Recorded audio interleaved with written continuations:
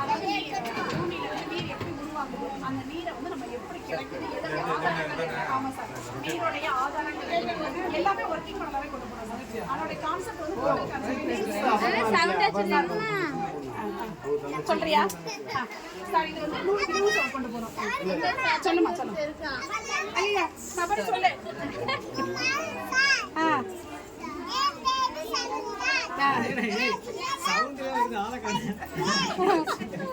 என்ன செய்யற சபரி சொல்லுங்க. தண்ணியில என்ன கிடக்குது? எல்லாருமே சார் சாக்கடையில தண்ணியில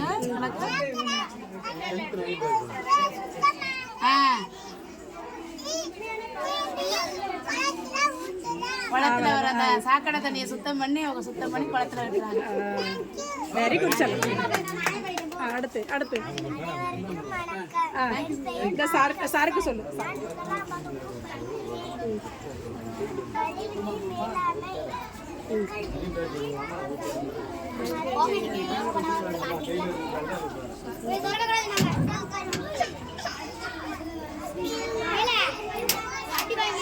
அப்படி அப்படியே விட்டுரு. ஏமா இப்படி திறந்து அப்படி விட்டுரு. அப்படி விடு. அதையும் திறந்து அப்படியே விடு. அதையும் திறந்து விடு. அங்கே வெளியில காத்து வரணும்ல. விட்டுரு விட்டுரு விட்டுரு. First standard sir. First standard sir. எல்லா பேரண்ட்டும் ஒன்று செஞ்சு வைக்காங்க. எல்லாத்தையும் மொத்தமாக சேர்த்து நீர் பாதுகாப்புன்னு ஒரு டாப்பிக்கை கொடுத்து அனுப்பி விட்டுட்டோம். 2 பேர் மட்டும் எக்ஸ்பிளைன் பண்ணாங்க. அடிச்சுட்டு வந்தாச்சு சார். இந்த வாமா எக்ஸ்பிளைன் பண்ண. வா நீ சொல்லு. வா முன்னால வா. முன்னால வந்து சொல்லு. ஃபர்ஸ்ட் வந்து வா. ஃபர்ஸ்ட் வந்தா இவ தான் சார் எக்ஸ்பிளைன் பண்ணவங்க. ஆரம்பி.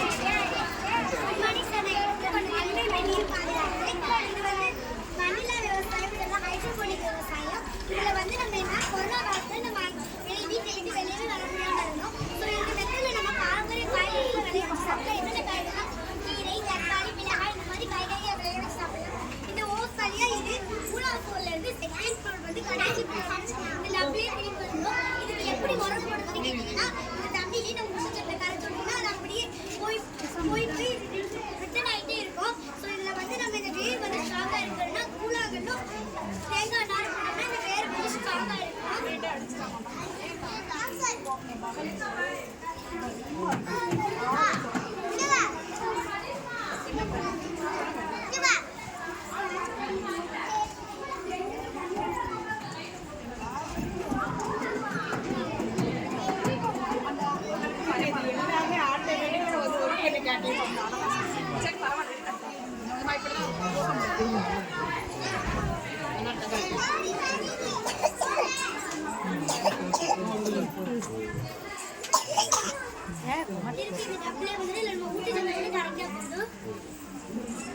இது வந்து வீட்டு கழிவு, தொழிற்சாலை கழிவு வந்து இந்த தண்ணியில மாசடைகிறது. இந்த தண்ணியை தான் நம்ம குடிக்கிறோம், சமைக்கிறோம், துவைக்கிறோம்.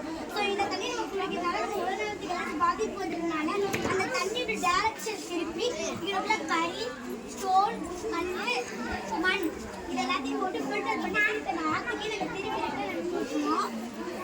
இது வந்து அடுக்குமாடி கட்டடத்துல இருந்து வர வேஸ்ட் தண்ணியும் வீடுகள்ல இருந்து வர வேஸ்ட் தண்ணியும் மழை தண்ணியும் ஒன்னா சேர்ந்து நாங்க ஃபில்டர் பண்ணி அதை அப்படியே வீடுகளுக்கு சப்ளை பண்ணுவோம். குடிக்க மிச்ச தண்ணியை வந்து கார்டனுக்கு நாங்க பயன்படுத்திக்குவோம். இது வந்து சொட்டு நீர் பாசனம். இந்த சொட்டு நீர் பாசனோட ப்ராசஸ் வந்து கொஞ்சம் அதிகம் தான். ஆனால் நம்ம இதை சரியான முறையில் பயன்படுத்தும் போது நல்ல லாபம் கிடைக்கும். இது வந்து நம்ம ஓட்டு போடுறதுனால அந்த ரோஸ் வழியே வந்து இங்கே ஒரு ட்ராப்பாக அந்த மண்ணில் விழுகிறதுனால அந்த மண் லூஸ் ஆகி இந்த வேர் நல்லா படர்ந்து பூக்கெல்லாம் செடிகளாம் ஆரோக்கியமாக வளரும். இது வந்து இன்னொரு விதையை போட்டோம்னா தேவையான அளவு சூரிய வெளிச்சமும் தண்ணீரும் இதுலேயே கிடைக்கிறதுனால இந்த செடிகள் வந்து ஆரோக்கியமாக வளரும். இங்கே வந்து பெய்யுற மழை தண்ணி இந்த டீச்சர் பொண்ணு தான் இது. டீச்சர் பொண்ணு தான் வச்சுக்கிட்டு இருக்கேன். என் பொண்ணு தனிப்பட்ட முறையில் இது வந்து இயற்கை விவசாயம் வந்து அந்த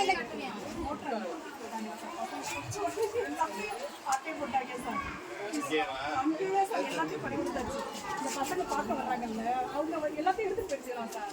சும்மா தான் வந்துருக்கு. அந்த ஒர்க் ஆகுதுன்னா ஒர்க் ஆகுதா? கட் பண்ணி தான் சார். இந்த மேலே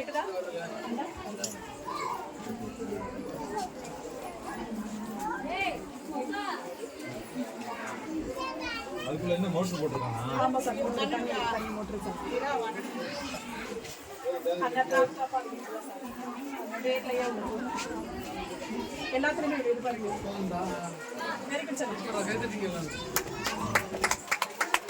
இது பண்ணை விவசாயம் சொல்லி ஆரம்பிச்சு இது பண்ணை விவசாயம். பண்ணை விவசாயத்துல கோழி பண்ணை, ஆட்டு கொட்டாய், மாட்டு கொட்டாய் இது எல்லாமே இருக்கு. இங்க வந்து நாங்க இயற்கை உரத்து மூலம் தான் இந்த காய்கறிகள் எல்லாத்தையும் நாங்க விளைய வைக்கிறோம்.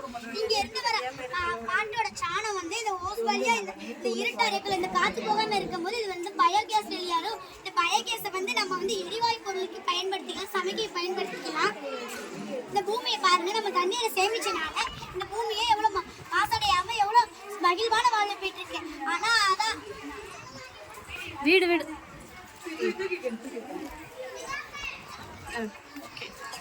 நம்ம தண்ணீரை பாதுகாக்காம சேமிக்காத வச்சதுனால மரங்கள் எல்லாம் வெட்டினால இந்த ஃபேக்டரி கழிவுகள் வந்து தண்ணீர்ல கலந்ததுனால அந்த கண்டமே இருண்ட கண்டமா மாறிக்கிட்டு இருக்கு. ஸோ அதனால நம்ம தண்ணீரை பாதுகாக்கணும், அதை சேமிச்சு அதை சிக்கனமா செலவு பண்ணணும். இதனால நம்ம எதிர்கால சந்ததிகளுக்கு தண்ணீரை சேமிச்சு வைக்கணும்.